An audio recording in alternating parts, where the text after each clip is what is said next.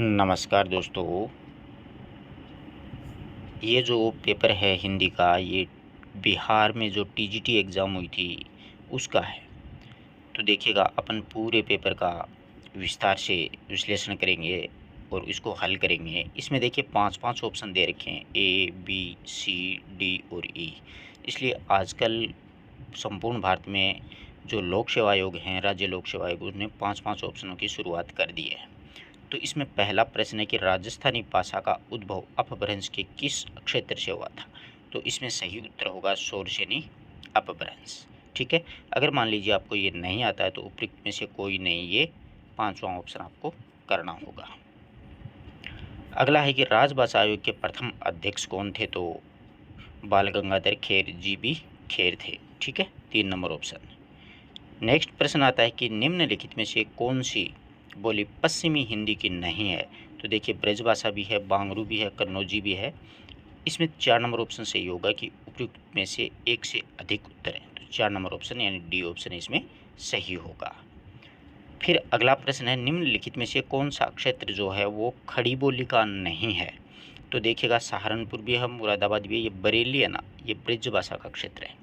Sorry, Bareilly भी है इसमें। इसमें उपयुक्त में से एक से अधिक सही है, यानी ये तीनों ही क्षेत्र खड़ी बोली से संबंधित है। ठीक है। अगला देखिएगा, अब इसमें अपने को दिया है कि मिलान करना है कौन सा किस्म। तो देखिए, अवधी जो है वो इलाहाबाद, बुंदेली जो है झांसी, ब्रजभाषा जो है मथुरा और छत्तीसगढ़ी जो है वो बिलासपुर। इस प्रकार से कूट वाला प्रश्न है। हिंदी भाषा के विकास में विशेष योगदान भारत के संविधान के किस अनुच्छेद में है। तो अनुच्छेद 351 में है। नेक्स्ट प्रश्न होगा कि अब तक जानकारी के अनुसार हिंदी भाषा में हिंदी साहित्य का इतिहास लेखन का सबसे पहला प्रयास है वो शिव सिंह सेंगर के द्वारा शिव सिंह सरोज इतिहास में किया गया था। ठीक है। नेक्स्ट प्रश्न है अपने सामने कि चित्तवर्तियों की परंपरा को परखते हुए साहित्य परंपरा के साथ में सामंजस्य दिखाना ही साहित्य का इतिहास है। ये आचार्य शुक्ल के द्वारा दी गई परिभाषा है इतिहास की। नेक्स्ट है कि मिश्र बंधुओं के द्वारा लिखित हिंदी नवरत्न एक पुस्तक लिखी थी, उसमें किसको स्थान नहीं दिया था। तुलसीदास जी थे, सूरदास जी थे, मलिक मोहम्मद जायसी को नहीं दिया गया था। सही उत्तर आएगा इसका। नेक्स्ट प्रश्न होगा अपना कि पंडित विश्वनाथ प्रसाद मिश्र जो हैं उन्होंने उत्तर मध्य काल को किस नाम से अभिहित किया था, यानी श्रृंगार काल कहा था। भारतीय पत्रकारिता का पितामह है जो है बंगाल गजट भारत का पहला समाचार पत्र है, जेम्स अगस्ट हिकी थे वो। नेक्स्ट प्रश्न है कि तात्पर्य ये है कि छायावाद की आकांक्षा का परिणाम था, उसका लक्ष्य केवल अभिव्यंजना की रोचक प्रणाली का विकास था। छायावाद के संबंध में ये विचारधारा किस विद्वान की थी। तो आचार्य शुक्ल के द्वारा ये परिभाषा दी गई है। हिंदी साहित्य का इतिहास शुक्ल का पढ़ेंगे तो ये मिलेगी।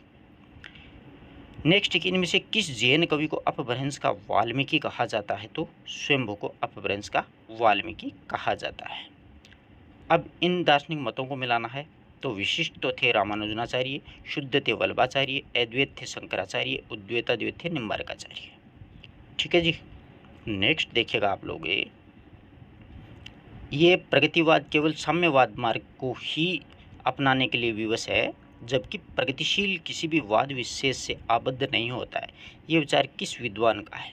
तो ये विचार है वो नंदुलारी वाजपेयी का है। ध्यान रखना इस बात का। ठीक है। प्रपत्यवाद के अंतर्गत 3 आए थे, यानी नकेनवाद का ही दूसरा नाम प्रपद्यवाद ये था। तो नलिन विलोचन शर्मा, केसरी कुमार और नंद किशोर आचार्य, ये वाले इसमें नहीं थे। ठीक है, नरेश कुमार सिंह थे।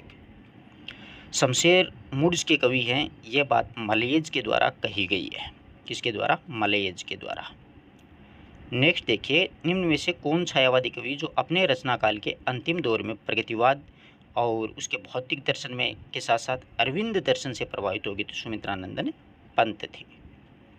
नेक्स्ट देखिए, भूली कहते नवरस सुकवि सकल मूल श्रृंगार, ये जो पंक्ति है ना, ये देव की है। तो इनमें से कोई नहीं वाला ऑप्शन इसमें सही होगा। कौन सा आचार्य वो अलंकारवादी आचार्य थे। तो केशवदास जी अलंकारवादी आचार्य रहे हैं। अब आगे देखिएगा, इसमें दोनों ही होंगे, ए और ब दोनों से ही है। मनोविश्लेषणवादी उपन्यासकार नहीं है तो इसमें यशपाल जी नहीं है, जैनेंद्र हैं, इलाचंद जोशी और अज्ञेय हैं, ये है।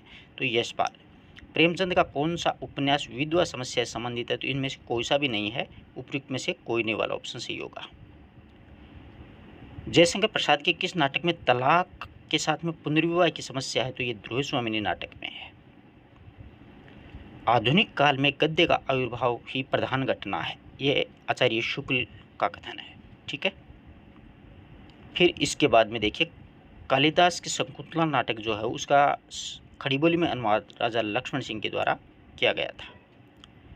नेक्स्ट प्रश्न देखिएगा आप लोग ये कि मोहन राकेश का कौन सा नाटक टूटते परिवेश के मूल्यों को चित्रण करता है? तो इसमें होगा आषाढ़ का एक दिन। कौमुदी महोत्सव किस सम्राट के से चित्रित है? ये आई थिंक हो सकता है अशोक सम्राट, कन्फर्म उत्तर का पता नहीं है। इनमें से प्रगतिवादी परंपरा कहानीकार नहीं है तो इलाचंद्र जोशी नहीं है, यशपाल और रांझे राघव तो हैं, 1 नंबर ऑप्शन इसका सही होगा। नेक्स्ट देखिए कि जिंदगी और गुलाब के फूल ये प्रसिद्ध किसकी कहानी संग्रह है? जिंदगी और गुलाब के फूल, तो इनमें जिंदगी और गुलाब के फूल जो हैं वो शिवानी की है। पंडित प्रताप नारायण मिश्र और बालकृष्ण भट्ट हिंदी गद्य साहित्य का वही काम किया है जो अंग्रेज में एडिसन और स्टील ने किया था, ये आचार्य शुक्ल के द्वारा कहा गया था कि प्रताप नारायण मिश्र को एडिसन और बालकृष्ण भट्ट को हिंदी का स्टील कहा था। निर्व्यक्तिवाद इलियट के द्वारा दिया गया था। नेक्स्ट देखिएगा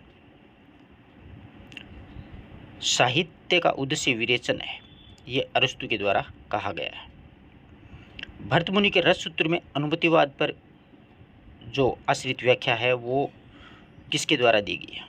तो ये जो व्याख्या है वो अनुभूतिवाद शंकुक के द्वारा दिया गया, तो इनमें से कोई नहीं वाला ऑप्शन सही होगा। संस्कृत के किस आचार्य ने विशेष गुणात्मा सूत्र पर आधारित है? तो ये वामन के द्वारा दी गई है, इनमें से कोई नहीं। ठीक है, नेक्स्ट देखिए कि डॉक्टर नामवर सिंह को उसकी किस आलोचनात्मक कृति के लिए साहित्य अकादमी पुरस्कार तो कविता के नए प्रतिमान के लिए मिला हुआ है। भरतमुनि का जो है वो रस सिद्धांत आप सभी को पता है, अन्नवर्धन का ध्वनि सिद्धांत है, कुंतक का वक्रोक्ति है, वामन का रीति है। आगे देखिएगा क्रोंचे के अभिव्यंजनावाद को वक्रोक्ति सिद्धांत का विलायती संस्करण किसने कहा? तो ये शुक्ल के द्वारा कहा गया है। ठीक है, तो इनमें से कोई नहीं होगा। स्त्री विमर्श पर आधारित तब्दील निगाहें किसकी है? उषा प्रियमवदा की कृति है। ये किसकी है? उषा प्रियमवदा की। दलित साहित्य का सौंदर्य शास्त्र नामक कृति किसके द्वारा लिखित है? तो ये ओम प्रकाश वाल्मीकि के द्वारा। आदिवासी विमर्श पर आधारित आदिवासियों संसार नामक पुस्तक किसके द्वारा लिखी गई है? ये कन्फर्म पता नहीं है। संदेश यहाँ मैं नहीं स्वर्ग का लाया, इस भूतल को ही स्वर्ग बनाने आया, ये जो पंक्ति है वो माखनलाल चतुर्वेदी की है। रामधारी सिंह दिनकर की किस कृति पर भारतीय ज्ञानपीठ पुरस्कार मिला था? तो ये उर्वशी पर 1972 में मिला हुआ था। निम्नलिखित में से कौन सा रासो ग्रंथ जो है वो छंदों का अजायब घर कहलाता है? तो ये पृथ्वीराज रासो को शिव सिंह सेंगर ने कहा था। कबीर की जो उलटबांसियों के विशेषज्ञ माने जाते हैं, इससे पहले उलटबांसियाँ किस साहित्य में प्राप्त होती है? तो ये सिद्ध साहित्य में प्राप्त होती हैं। सिद्धों से ही कबीरदास जी उन्होंने उलटबांसियों को ग्रहण किया था। उलटबांसी मतलब उल्टा अर्थ देना।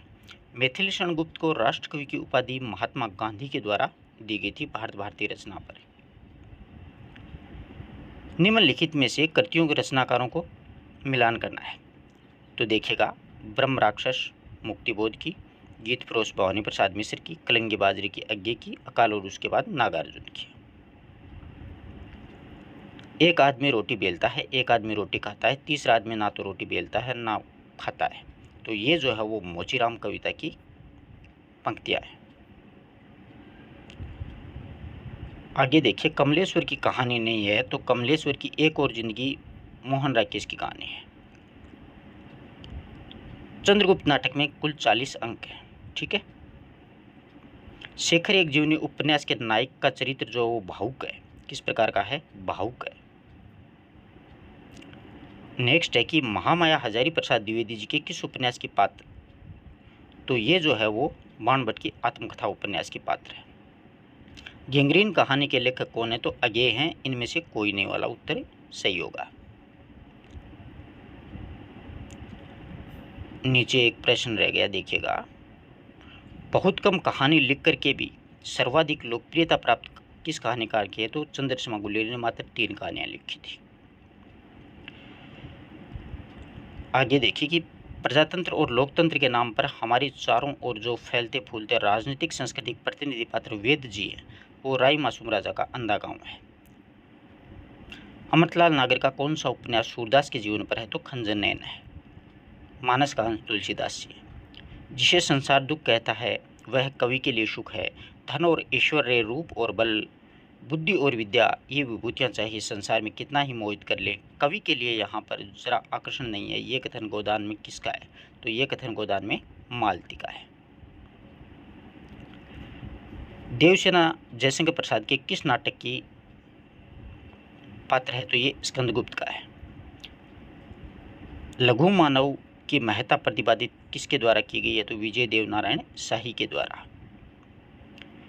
ललित निबंध बिंदु के प्रस्थान बिंदु बने हैं। प्रस्थान बिंदु को मतलब है कि किसने शुरुआत की थी, तो हजारी प्रसाद द्विवेदी जी। वैसे तो ये सारे ही हैं, ठीक है, हो सकता है इसका उत्तर ये भी मान लिया जाए, परंतु ज़्यादा चांस हजारी प्रसाद द्विवेदी जी वाला बनेगा।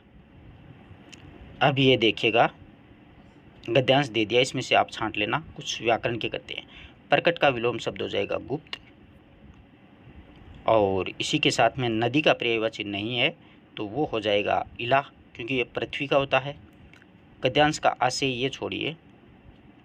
फिर देखते हैं अपने गुणवाचक विशेषण नहीं है तो पतला भी होता है, चौगुना भी होता है, घना भी होता है, एक से अधिक। 4 नंबर ऑप्शन इसमें सही हो जाएगा। ये 5-5 ऑप्शन शुरू हो गए। एक अंक से देखना मतलब सबको बराबर मानना। किस शब्द में दीर्घ स्वर संधि है, तो दीर्घ स्वर संधि नहीं है, इसमें भी है, इसमें भी है। ये महोत्सव में नहीं है, इसमें गुण संधि है, ध्यान रखना इस बात का। आगे देखते हैं, मैंने रमेश को मारा था, वाक्य किस प्रकार का है, तो ये वाक्य है पूर्ण भूतकाल है। ता था थी है ना। मनोज पुस्तक पढ़ता है, वाच्य है, इसमें कृत्रिवाच्य है, क्योंकि क्रिया है वो कर्ता के अनुसार ही है। द्वंद्व समास का उदाहरण, तो इसमें द्वंद्व समास का जो उदाहरण है वो होगा भूखा प्यासा, ठीक है। फिर इसके बाद में अपन चलते हैं शुद्ध वर्तनी वाला शब्द। शुद्ध वर्तनी वाला शब्द देखिए, साम्राज्य नहीं साम्राज्य, श्राप नहीं साप, पैतृक उत्तर सही होगा इसका। नेक्स्ट है कि चटमंगनी पट ब्याह, तो मतलब तत्काल कार्य होना, 3 नंबर ऑप्शन सही हो जाएगा। अनल और अनिल श्रुति भिन्नार्थक जो शब्द हैं, मतलब अनल होता है आगर, अनिल होता है वायु हवा। वाकजाल का संधि विच्छेद पूछा है, तो वाकजाल का संधि विच्छेद होता है वाक जोड़े जाल, 2 नंबर ऑप्शन। ए प्रत्यय से बना हुआ शब्द नहीं है, तो इसमें मुनि का मौन, शिव का शिव, कुलीन नहीं है, इसमें कुल के इन प्रत्यय जोड़ना पड़ेगा। अशुद्ध वाक्य है, तो अशुद्ध वाक्य इसमें 2 नंबर होगा कि मैं प्रातः काल के समय घूमने जाता हूँ, मैं प्रातः काल घूमने जाता हूँ, समय का कोई मतलब नहीं है, प्रातः काल आ गया तो, है ना। फिर आगे देखिएगा आप लोग, अस्पताल में मरीज की मृत्यु हो जाने के बाद डॉक्टर इलाज के लिए आया, लोगों ने कहा कि का वर्षा जब कर शिशु खाने, कि समय निकलने के बाद में कार्य होने से कोई फायदा नहीं है। बहुत ही शानदार प्रश्न बनाया है। द्विगु समास का प्रयोग किस वाक्य में हुआ है, तो द्विगु में हमेशा प्रथम पद संख्यावाची होता है, तो मोहन के घर के निकट चौराहा है, 1 नंबर ऑप्शन सही हो जाएगा। किस वाक्य में प्रेरणार्थक क्रिया का प्रयोग हुआ है, तो इसमें पिता पुत्र से पत्र लिखवाता है, 2 नंबर ऑप्शन सही हो जाएगा। इस प्रकार से अपन ने सारे प्रश्न हैं वो कर लिए। किसी प्रश्न में कोई डाउट हो तो आप लोग पूछ सकते हो, अपने मित्रों तक भी ज़्यादा से ज़्यादा शेयर करें। 5 ऑप्शन इस प्रकार के आने शुरू हो गए। अगर आपको प्रश्न नहीं आता है तो अंतिम ऑप्शन जो है वो आपको करना पड़ता है। धन्यवाद दोस्तों।